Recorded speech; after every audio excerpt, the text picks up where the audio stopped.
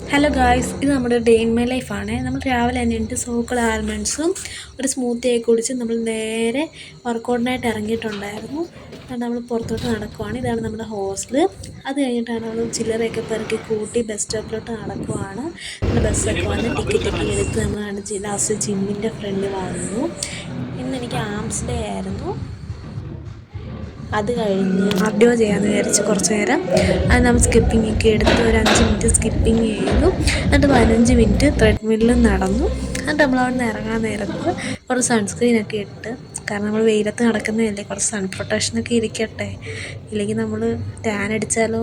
അതുകൊണ്ട് കുറച്ച് സൺസ്ക്രീനൊക്കെ അപ്ലൈ ചെയ്തിട്ട് നമ്മൾ അവിടെ നിന്ന് ഇറങ്ങി.